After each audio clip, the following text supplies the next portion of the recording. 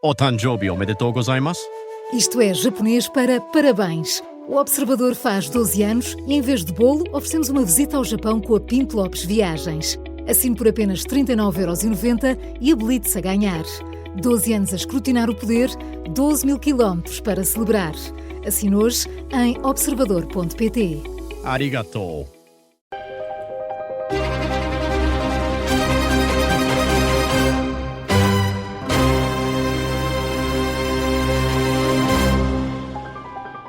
Melhor é difícil. É um podcast em que Maria João Avilés entrevista portugueses que são exemplos de excelência.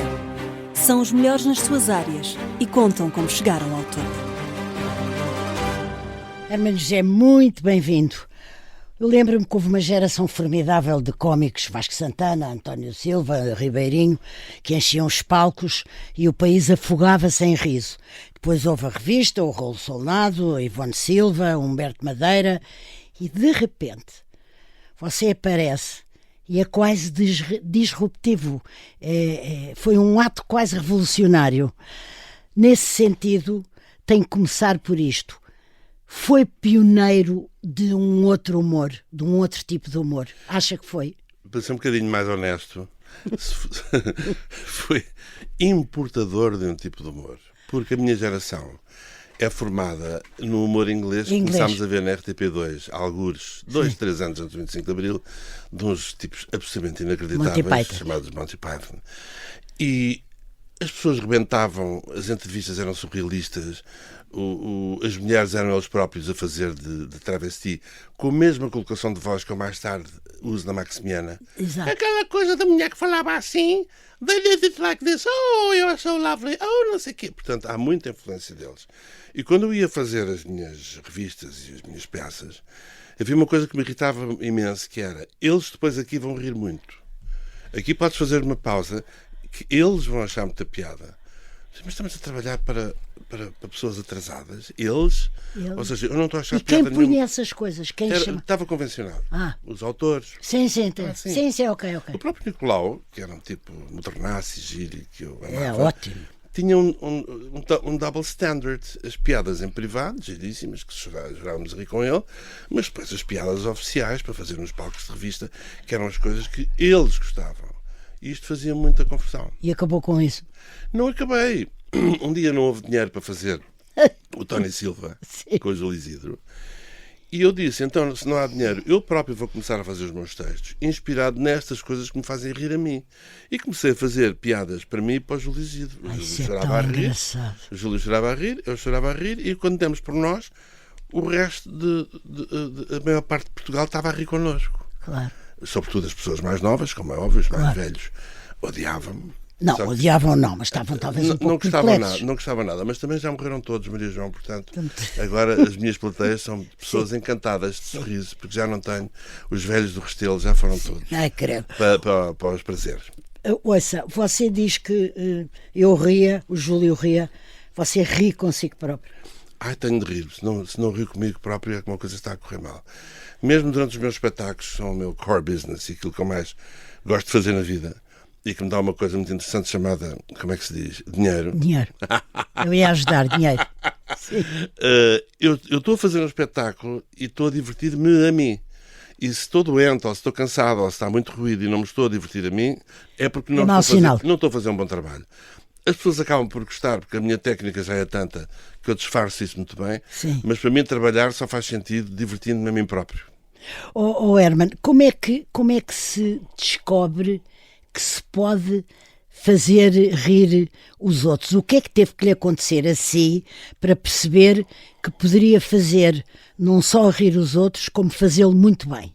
Ser o representante da classe média remediada num conjunto de ricos. Ela é remediada, a classe média. Sim. A minha classe média era remediada, que era muito boa na altura, a classe média dos anos 60, vivia nas Avenidas Novas com 2 empregadas, atenção. Sim. Só que os meus amigos eram todos alarvemente ricos. Sim. E, portanto, a grande maneira que eu tinha de me integrar numa miríade de casas lindas e quintas e idas de avião para as caçadas era ser extraordinariamente divertido e engraçado. E então, quando eu chegava aos sítios, aquela é quem? ó tia, não interessa nada, mas é tão giro. Podemos pô-lo aqui ao pé de nós. Ponha. Mas eu... Portanto, é uma arma, Sim. acaba por ser uma arma para ser aceita. Aconteceu igual com o Noel Coward. Sim. O Noel Coward era um grande autor. Britânico, fantástico. Ele era Autor, namoradinho de um Lord qualquer coisa. Sim. O Lord qualquer coisa, antes de morrer, pediu se a sua amiga Lady, não sei quantas, não tomava conta do miúdo. Sim. E ela tinha uma daquelas casas tipo Downton Abbey. Sim. E o miúdo ficou a viver numa daquelas casas periféricas. Sim. Mas era tão interessante e tão bom contador de histórias que foi mudando de casa cada vez mais perto para a casa principal e acabou a viver com a família. E então todas as peças dele são baseadas naquele mundo de upstairs Sim. que ele viveu por empréstimo. E o meu fenómeno é relativamente parecido, porque eu, graças à minha maneira de ser, consegui depois chegar junto de todas as pessoas que me interessavam. E quando estou a falar em classes altas, falo também intelectuais e de vida e tudo isso. Você chegou ao país, entre porque eu não outras coisas. queria estar confinado ali à pequenez do Parque Meyer e filha, tu conheces. E, portanto, o humor para mim foi uma arma. Foi uma arma. Benigna. Benigna, claro, maravilhosa. Mas às vezes muito perigosa. Sim, exatamente. Não, apanha pode ser. sustos. Exatamente. Não, perigosa. No outro dia alguém me dizia, mas porquê é que não és mais agressivo hoje em dia? Porque já não tenho espaço no colete antibalas. Sim. Levei a tantos que hoje em dia é só uma malhazinha. Portanto, deixa os mais novos o privilégio de se meterem em guerras e lutas, que é muito cansativo. Muito cansativo. Falou aí do Parque Meyer e eu lembro-me de uma coisa que era muito engraçada e que até era usada depois em caricaturas com as vossas figuras, em caricaturas de ministros, que era o Senhor Feliz e o Senhor Contente, e falámos do Nicolau, prestemos uma homenagem ao Nicolau Branner, mas também há aquela maravilha daquele duo, o Senhor Feliz e o Senhor Contente, que faziam uma troça enorme, uma enorme ironia sarcástica ou corrosiva. Mas me ou permite doce. abrir um parênteses. Cada quadra daquelas era duramente negociada. Com quem? Com as entidades vigentes, com as entidades censórias vigentes. Mas estamos a falar depois do 25 Pois de abril. estamos. E a censura à esquerda é tão ou mais feroz que a censura à direita. verdade, E portanto verdade. havia uma Às vezes quantidade mais de coisas feroz. que voltavam para trás, a vermelho, a dizer isto nem pensar. Não vamos pôr em causa o nosso general não sei quê. Sim. Ou era o que faltava era brincarmos com isto. E o César de Oliveira, muito inteligentemente, porque era adepto de uma coisa muito boa chamada Realpolitik, pegava nos textos e depois ia moldando aquilo ao gosto Nunca do demos por freguês, isso, ao sim. gosto do freguês, para que nunca ninguém desse por isso, e que para parecesse uma coisa atrevida. Sim. Hoje em dia faz-se muito, eu às vezes tenho essa leitura. Vou-lhe dar um exemplo pragmático. O Trump chegou a acordo com a vice-presidente da Venezuela e ela de vez em quando aparece a insurgir-se contra o Império Americano e estão a abusar de nós. Eu não tenho qualquer dúvida. Não. São pequenas bolsas negociadas. Finge lá que és independente para toda a gente ficar contente. Claro. E as nossas quadras tinham muito disso. Eles são tão corajosos. Não são nada. Era claro. a coragem possível dentro Não. do espaço que ficava Claro, livre. claro. Quando eu comecei a contrariar isso em algumas alturas, ia pagando esse atrevimento muito caro. Herman, e quem é que já agora, mas num segundo, porque eu tenho aqui muitas curiosidades, quem é que fazia o risco encarnado? Havia Os autores. Não é preciso dizer os nomes, é os autores. Não, havia os poderes, têm sempre os pequenos poderzinhos pois é. que fazem aquilo que acham que o patrão gostaria que fizesse. Claro. E muitas vezes são eles próprios. Sim. Eu tenho, gesto de zelo, eu tenho sim. um programa que foi censurado em pleno cavaquismo e enquanto os pequeninos cavacos me censuravam o programa, o grande cavaco recebia mensalmente para ver como é que íamos sair da situação, porque estava embaraçadíssimo. Sim. Ou seja, quem tinha feito Claro. o serviço Não, claro, eram aqueles que achavam que iam fazer prestar um grande serviço ao líder, porque enfim, Sim. a Maria João percebe melhor do que ninguém. Percebe, e acho que quem te está a ouvir também, Exato. também percebe. Acha que foi, sobretudo, no Senhor Feliz e no Senhor Contente, ou estou enganadíssima, que se começou a dar por si como Foi. muito bom no país? Foi. Não é nos pequenos círculos de teatro, Foi nem no aí, Parque sem Meyer. dúvida. Mas depois tive um susto, apanhei um susto muito grande, Então. Maria João. Porque logo, quando aquilo acabou, instalou-se uma espécie de esquecimento. que me assustou imenso. Com certeza. Do qual eu saí. Quem sabe desaparece como? esquece como. Com o anúncio Água Castelo. Oh, Eu estava a fazer revista na altura. sim. E entrava e era o... é aquele. Sim. Este foi aquele que fez... Sim, que teve com o Nicolau. Sim. Diferente. De repente eu começo a fazer um anúncio Água Castelo, que foi um êxito. Na televisão. Whisky com Água Castelo. Vermute com Água Castelo. Não sei o que com Água Castelo. Tudo com Água Castelo. Água Castelo com tudo.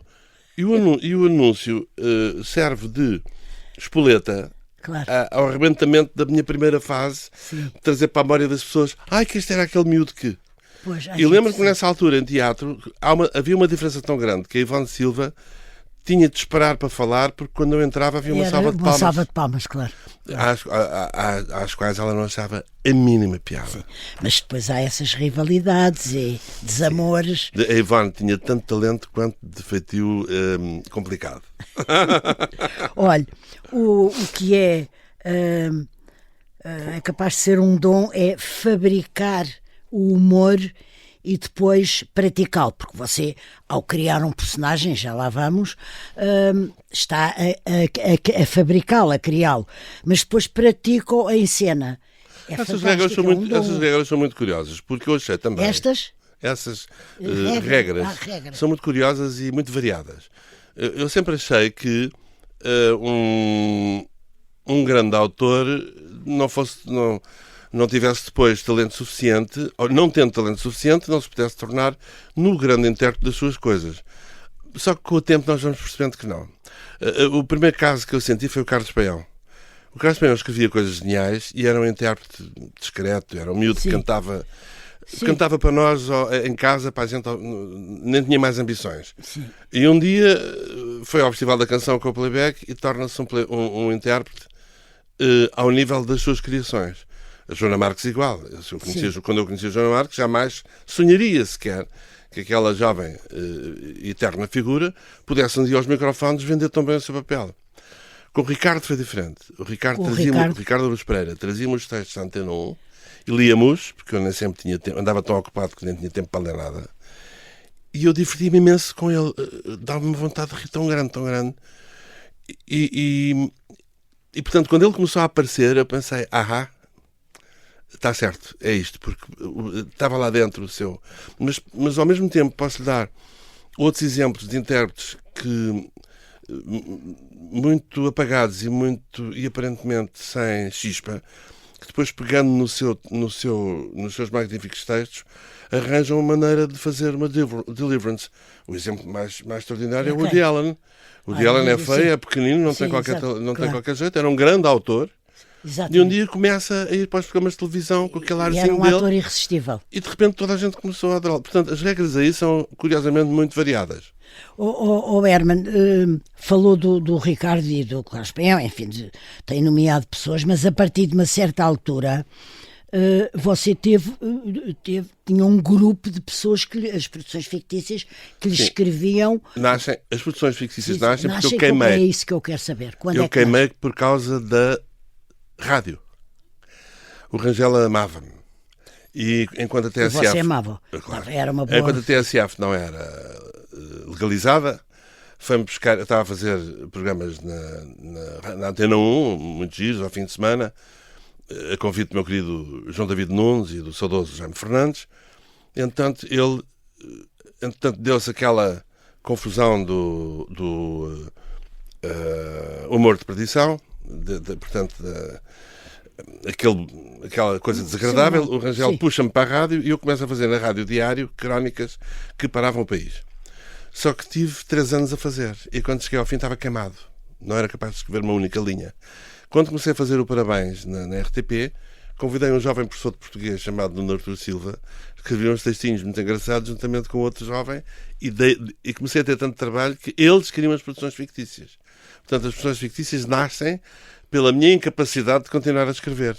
Mas olha, é um dom raro ter há mais de 50 anos as plateias do país a rir consigo ininterruptamente. Quer dizer, como é que você olha para isto? 50 anos, e talvez até, não sei se um bocadinho antes. Há um segredo muito interessante, que é nunca parem um segundo para usar o passado como argumento para agradar no presente.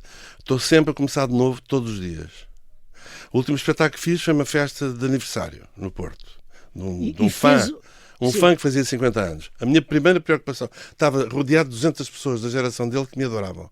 Incondicionalmente. Ou seja, era um ambiente que eu não precisava fazer nada. Era chegar e dizer, olá, está tudo bem. Já tinha ganho antes de nem chegar. Pensar. Já tinha ganho antes de chegar. A minha obsessão é, vou começar do zero e daqui a uma hora eles vão ter a percepção se viram um grande espetáculo ou não viram. E eu sempre vivi assim. Portanto, a minha preocupação é sempre no presente. Portanto, nunca descansei. E depois, como felizmente nunca enriqueci, tive sempre uma capacidade. Mas dizia-se que você tinha dinheiro, tinha aquilo que os portugueses consideram-se sinais exteriores de riqueza, barcos e mais do que uma casa. E tenho uma vida extraordinária, só que é toda é um iceberg só com a ponta. A diferença entre nós, pessoas como eu, e os ricos, é que nós aparentemente temos os mesmos carros, as mesmas casas, o mesmo nível de vida. Só que no nosso caso, vê-se a ponta do iceberg e por debaixo não há nada. Se não continuarmos a trabalhar, o iceberg desaparece. Os ricos não. Sim. Têm a sua estrutura e depois aparece a pontinha do iceberg, não é? E portanto, essa inquietação foi sempre muito criadora, porque eu não posso deixar de trabalhar para continuar a ter as alegrias que quero ter. De ter ido agora passar férias ao Dubai, onde gosta tanto de ir, sim. E ter voltado 2 ou 3 dias antes. Sem dúvida, isso foi uma sorte. Ou de ter sítios muito bonitos onde vivo, ou de ter pessoas, colaboradores que recebem bem, que eu muito respeito. Quer dizer, tenho mesmo de trabalhar, porque senão o iceberg começa a derreter e fica um bloquinho de gelo. Igual aos demais. Mas agora não está a fazer nada. Na RTP estou numa espécie de layoff, consentido de ambas as partes, portanto, que um dia deste há de acabar. Mas era por causa da reforma? Digamos que há pequenos busílios burocráticos que estão neste momento a ser resolvidos. Pronto. E que têm de ser respeitados. Portanto, claro. Aqui A lei é lei, portanto não há vítimas, há pessoas a ver o que é que se pode fazer em função daquilo que está feito. Entramos em conversação sem qualquer pressão. E tenho dívida de gratidão nestes últimos anos gigantesca com a RTP. Gigantesca. E em fases complicadíssimas. Fase da Covid, nós nunca deixámos de trabalhar. Nem nunca deixámos de receber. Chegámos a fazer os programas em casa com telemóvel. Uma coisa notável. São coisas que não se Portanto, esquecem. eu não, de maneira nenhuma. A balança a favor da RTP é uma coisa gigantesca. O que eu tenho realmente, que adoro e faço, são os meus espetáculos que continuam a ser a minha grande fonte de Tem um agente a quem se telefona, fala-se para si. Sim. E trabalho muito. Eu não trabalho mais porque não quero. Não quero, nem me apetece. Não, eu preciso ter tempo também para mim.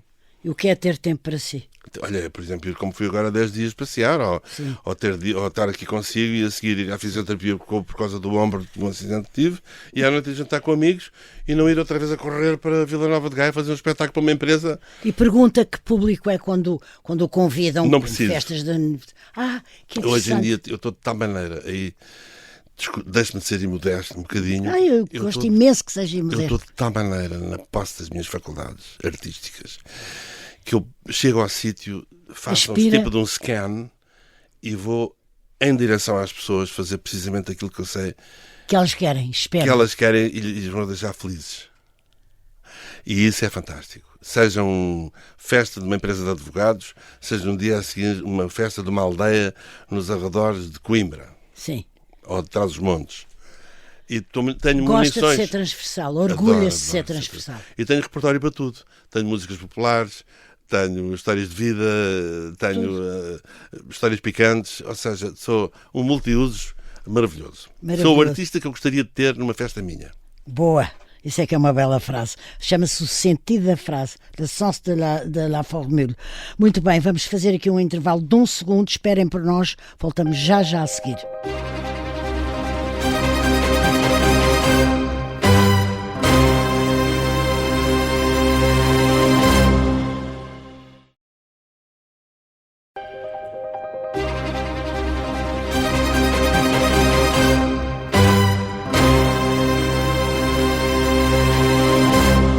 Eu lembro-me de de ter visto ao vivo e em direto, ao longo de muitos anos, o seu gênio, se quiser a sua excelência, pelo lado da alucinante diversidade na criação dos seus personagens.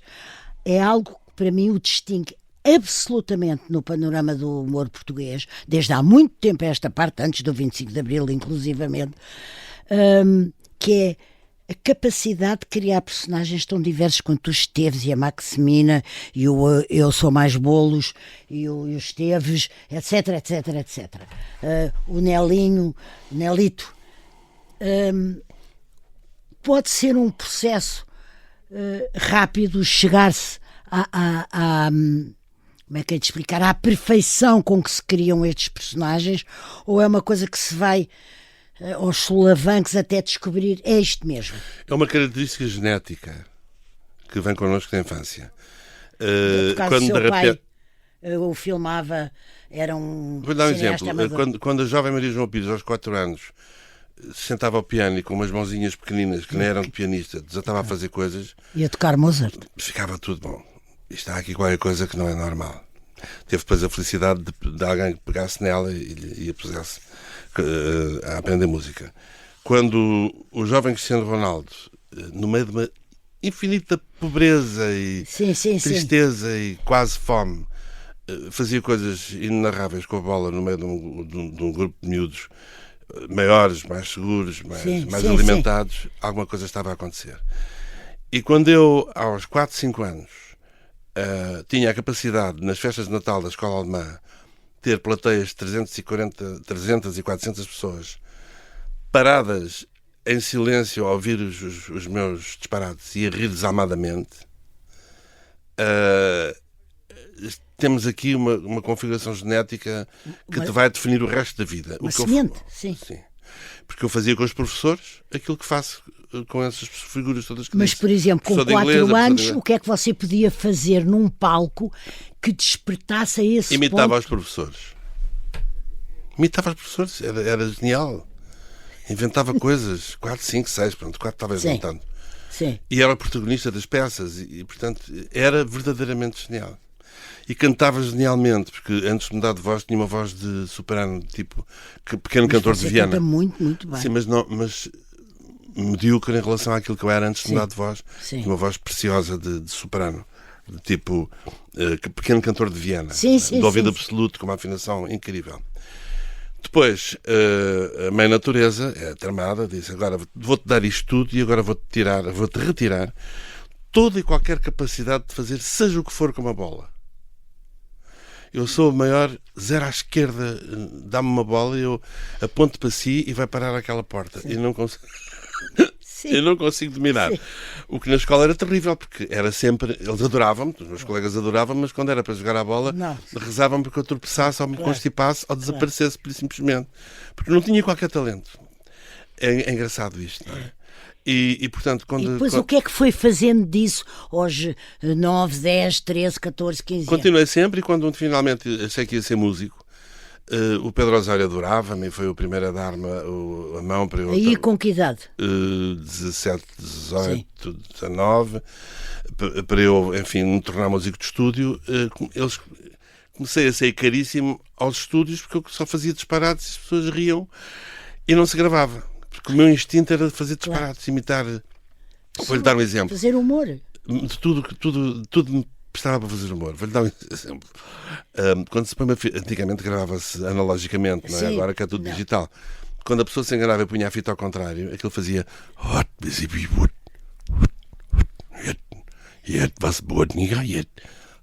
Um dos meus passatempos era. Tínhamos um coro para gravar coisas, dirigido pelo Tilo Krasman, por exemplo. Eu punha-me, sem ninguém ver, ao microfone a fazer.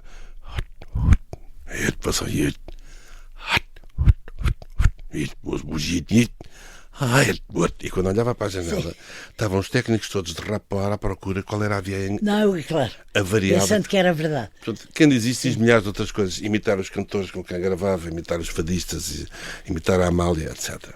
A Amália rebolava no chão com as imitações que eu fazia do Vasco Rafael. É verdade, eu lembro-me disso. Eu lembro-me de você me contar. Passa lá só mais um bocadinho. Eu, não há pergões em Lisboa! E ela acabava no chão, literalmente a rir. Há uma marca, Herman, em relevo na história do humor português. Uma marca. O Cristiano Ronaldo é uma marca, sim, evidentemente. Talvez sim. Talvez haja. Eu não. Da criatividade, da diversidade. Eu acho que sim. Agora é a Maria João que me está a obrigar a ser modesto com a sua pergunta. Acho que sim, acho que há.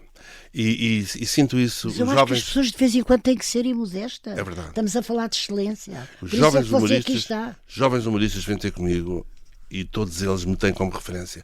Mesmo aqueles que têm como carreira 10% da minha vida.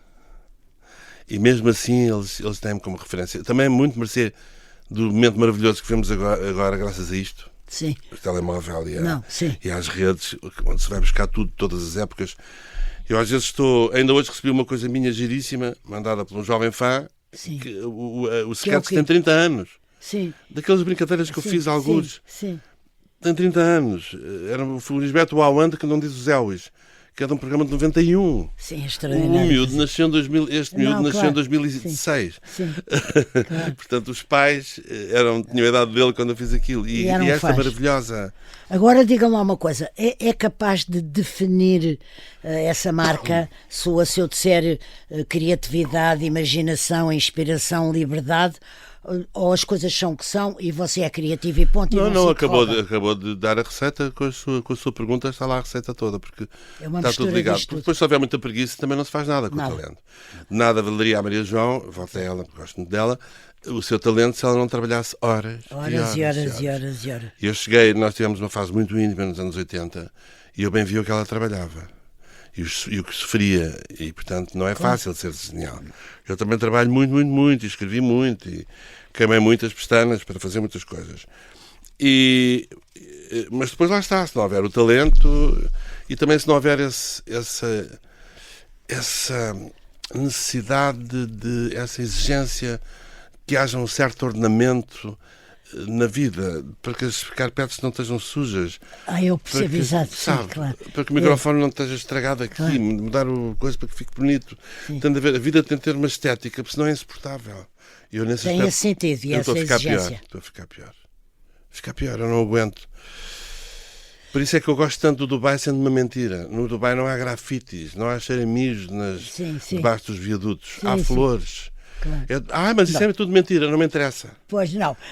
Vendam-me esta mentira maravilhosa em que o pão seja fresco e a manteiga não seja rançosa. A última vez que estive na Seychelles, num sítio caríssimo, a manteiga estava toda rançosa. Porque eles são preguiçosos. E não frigorificaram aquilo bem. Exatamente. Mas estou-me a lembrar de sítios com flores, a Provence, com aqueles cheiros maravilhosos, as jasmins e a... Mas são micro-sítios. Eu também adoro Monte Carlo e adoro aquela praçazinha em frente ao Hotel de Paris, também muito arrumada, muito bonita e tal. Sim, exatamente. Depois a gente vai para os arredores e é assaltada a caminho de Nice. Por um gangue armado. Eu fui assaltada no sul de França. E uns amigos meus também. Exatamente. Acharam que iam fazer a viagem de Rolls do Eden Rock de Cap d'Antibes até Monte Carlo, e então houve um gangue que os travou em frente atrás e roubou-lhes tudo o que eles tinham. Têm os mesmos amigos de sempre? São os mesmos? Olha, há uns que eu não tenho. Alguns mesmos? Há uns que eu não tenho, porque a vida uns desapareceram, não é? Sim. E os que deixei de ter é porque a vida os mudou. Eu não mudei. Eu sou rigorosamente o mesmo. Eu sempre fui interclassista, bem disposto, sempre gostei de toda a gente. Temos isso em comum, Maria João, devo dizer. Se me é permitido fazer-lhe um elogio. Não é um elogio. A Maria João vindo de uma classe privilegiada, aliás, como as suas manas, que eu conheci muito bem, e o resto da família, há uma necessidade gigantesca de tratar toda a gente bem, de misturar toda a gente, de ter uma percepção, e trabalhar. Perceber porque é que se é de esquerda, porque é que se é de direita, porque é que se luta por uma coisa, porque é que se luta por outra. Isso eu não perdi. Agora, há muitos interlocutores meus que perderam. Uns radicalizaram-se, outros envelheceram. O envelhecimento é, porventura, a maior desgraça da nossa geração. Mas há uma defesa, que é a gente pôr-se em serviço para não nos deixarmos envelhecer Mas mal. somos muito poucos. Talvez. muito Isso tem razão. Eu não sei se hoje estou aqui por respeito a si, mas também por respeito ao que a Maria João representa nesse sentido. Pois. Que é, não há idades. A idade, Não há idade. uma grande, A idade está na cabeça. há um grande ator que é o Dick Van Dyke, que fez agora 99 anos, ou fez 100 anos, e que mesmo assim diz numa entrevista que nós temos a idade da nossa saúde. Exatamente. Como eu ando, como penso, Não, como claro. mexo e como rio, Claro. tenho uma idade ótima. Tenho uma Não é idade que está no ótima. papel, da mesma maneira que há miúdos de 30 que já são muito, muito velhos. Muito velhos. Ou porque tiveram azar com a saúde, coitados, ou porque a cabeça envelheceu. Nem mais. Olha, ainda sobre os personagens, é difícil perguntar porque você dava-se tanto a cada um deles, cuidava tanto do personagem no modo de falar, na maneira como ele falava e o que dizia, ele ou elas, nos adereços. É difícil, com certeza, escolher um. Agora é fácil, Mas sabe porquê? Por causa de uma grande marca. Uma grande marca de supermercados resolveu reavivar a Supertia com o Vasquinho de querido Pereira Coutinho, que faz também a sua tia Beli. E eu descobri que aquela tia que eu fazia, que era a Supertia, que quando eu a fiz... Não era a cozinheira. Não, isso era a Filipa. Isso era a Filipa, exatamente. Era uma Supertia que eu fiz no Herman Sim. em 97, no Herman Enciclopédia. Ela tem a minha idade que eu tenho agora. Portanto, eu ponho a coisa a minha blusinha da Hermès, com a minha cabeleira, a rapidez de pensamento, a ultra leveza, que é tudo indiferente. E ficou tão divertido. Lembro-me lá, diga só uma frase para ver, não me estou a lembrar. Olha, Supertia, o melhor que a vida tem, Catorreira, que leva um estalo. Era uma tia que era a Supertia, que punha a capa e voava, como o Monchique que fazia de Robinha. Isto o Monchique. nesse programa. E agora, o Vasco faz comigo uma espécie de acompanhante. Ótimo, e a maneira, a rapidez com que tudo se passa. Elas são, a minha Supertia, são a súmula de todas as mães, daquelas mulheres maiores que a vida que eu conheci nos anos 50, 60 e 70. Claro. Mas também havia a composição. Fazem parte, mas... Sim, mas também é que havia aquela composição verdadeiramente extraordinária dos Esteves. Sim. E havia a cozinheira a Filipa. Sem dúvida. Mas a Maria João perguntou-me agora qual é que eu sinto mais presente. Sim, é essa. Porque agora, quando eu a fiz nos filminhos que nós fizemos, ela estava tão verdadeira, a rapidez de pensamento, claro. E sobretudo a felicidade, porque uma tia que tenha saúde, que tenha roupa, que vive numa casa linda, é tudo indiferente. É tudo diferente, está a ver? Ai que bom, ai que coração, ai que maravilha, ai que delícia, olha ali não sei o quê, é tudo. Um caixote de lixo é uma instalação de Cabrita Reis, é tudo fantástico. A instalação de Cabrita Reis é ótimo. E portanto, o que eu me diverti a fazer essa personagem, e foi um êxito muito grande, na campanha feita para a net, um dos filmes teve 4 milhões e 500 mil visualizações. Qual é o programa de televisão que tem 4 milhões e 500 mil espectadores hoje em dia em Portugal? Está bem, mas também aquilo que aconteceu em Portugal com o tal canal e com o Hermanias e com... Enfim, foi uma coisa admirável, porque o país parava, toda a gente discutia, era a coisa mais transversal. Eu lembro-me de uma coisa, que foi um dia num encontro com o Dr. Álvaro Cunhal, eu às vezes ia lá a Soeira Pereira Gomes, ainda conto isto esta semana, na minha crónica, e eu ter-lhe falado de tal maneira do último Hermanias em relação ao último tal canal, em relação ao dia em que estávamos a conversar, o Dr. Cunhal e eu, e de eu dizer, mas eu trago-lhe cá uma cassete, e uma cassete VHS, que é uma coisa que ninguém com menos de, 50 anos sabe o que é uma cassete VHS. Eu levei lá a cassete e ele achou quase natural, ou seja, era tão natural ser seu espectador e tão bom e tão divertido, e depois discutia-se a semana inteira tudo isso. Tem a consciência fascinante. E pode ser também que na sequência disso eu acabei um dia por ser convidado pelo próprio Dr. Álvaro Cunhal um dia. Ele queria a minha opinião sobre o que é que a esquerda deveria fazer para ser mais atrativa para a juventude. Chamou para lhe dizer, ou está a fazer agora não estou a falar a sério. O nosso interlocutor foi Fernando Tordo. Sim. Queria-me ouvir. Sim. E eu fiz um esforço enorme para não ser previsível, mas também não dizer precisamente tudo aquilo que eu pensava. Pois, porque, obviamente, porque não, uma com pessoa que está certeza. apaixonada pelo sistema Então, tem que comunista ser delicado, e que tem uma sim. ligação à União Soviética e que acredita verdadeiramente, como ele acreditava, que o futuro da felicidade passava por ali, eu não tinha o direito de ir lá dizer, olha, desculpe que isso é tudo aquilo que a juventude não quer ouvir, que são regras. Sim, não é? claro. Mas correu bem. Ele Correu fez algum bem. caso? Não, foi fantástico. Não, se fez algum caso do que você lhe disse. Não. Fez. Ouviu-me com maior atenção. Ah, bom, está bem. Porque eu não fui, atenção, porque eu fui muito. Eu disse-lhe aquilo que ele disse-lhe em tons. O que eu faço sempre um exercício que é: eu ponho no papel do meu interlocutor. Claro. Portanto, eu falei em modo. O meu conteúdo ia de encontro àquilo que eu acho que ele gostaria de ouvir. Porque eu tenho a certeza absoluta que se começasse a ser duro demais na minha análise Sim. do paraíso Sim. soviético, Sim. russo, União Soviética, Soviético, que na ele altura. teria ficado com aquele olhar branco e entrava por um lado e saía pelo outro. E você- Não foi o caso. Mas não foi o caso. Mas você gostou de ter sido, gostou no sentido nacional do termo, de Tenho muitas ser saudades português, dessas não, muitas- ter sido condecorado pelos poderes. Gostou? Gostei. Porque é uma distinção nacional. Sim, gostei muito. Tem a ver com o seu país. Eu aproveito também a boleia dessa pergunta para dizer o seguinte. A primeira vez foi pelo Mário Soares, em 92, agora recentemente o professor Marcelo Rebelo de Sousa, e assim por baixo uma coisa que eu ouvi dizer, acho que no blog, acho que no podcast do Júlio Isidro, em que assumiu frontalmente o seu orgulho por ter tido um presidente como Marcelo. E se ter sentido sempre muito bem representada. Não, muito, sim, eu tenho muitas discordâncias na maneira política, mas Quanto à bem grandeza dele representada, enquanto sim. personalidade. Não, sim. E eu tenho precisamente a dele, sim. mesma opinião. Sim. Eu acho que dificilmente voltaremos a ter uma figura tão completa, Sim.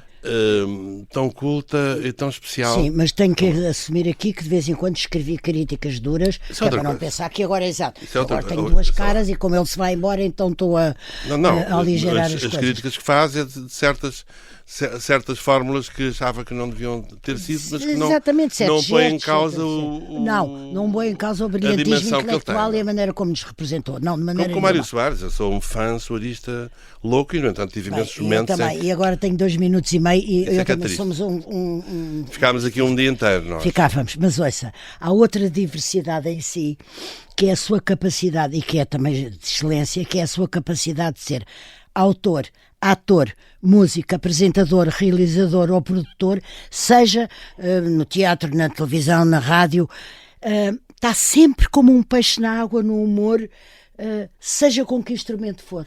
Tem a absoluta Sim, noção sim. disso. É Pode verdade. cantar, produzir, representar, interpretar, E escrever. sou muito feliz nessa diversidade. Diversidade. Aliás, a diversidade faz-me feliz em muitas coisas. Também, por exemplo, na alta cozinha, ou na cozinha em geral, que é uma coisa que eu adoro. Você é cozinheiro. Sou cozinheiro e tenho o maior respeito por um vol-au-vent de Lavagante dos Não Sei Qual Club, como tanto pelas são ótimos. pataniscas. Sim. Ai, Umas pataniscas de batasca ou boa. por um bife de Melhor café de São ainda a Bento. patanisca, sim. Portanto, acho que na diversidade é que está a grande alegria. Qual é o seu grande prato? Cinco O meu segundos. grande prato, Sim. lulas recheadas, servidas com carne, lulas pequeninas recheadas com carne, molho de tomate, servidas com um extraordinário puré de batata. Extraordinário feito por si. Extraordinário, pretende Não. ser extraordinário, tem de ser feito com batata, Não, tem que ser com manteiga e com e uma com um boa bocadinho de batata. nata e muita Sim. noz moscada. Já está a receita. O que é que o emociona por dentro? Já sei que há o hábito de anos e anos, mas não interessa, também há um coração. Como é que o seu coração se emociona quando você está num palco com centenas de pessoas à frente a rirem? Como é que se emociona-se? Não, comove-se? emoção Ri. não. É uma coisa, também é uma coisa quase gastronómica também. É como a primeira dentada numa grande sandes de pão, aquelas maravilhosas, sim, aquelas sim, baguetes francesas, sabe? Quando nós estamos com fome, ou um grande golo de sumo de laranja quando estamos com sede ao pé da praia. É uma golfada de prazer. Ai, que bom, uma golfada de prazer. Olha, Herman, agradeço porque acho excelente mesmo.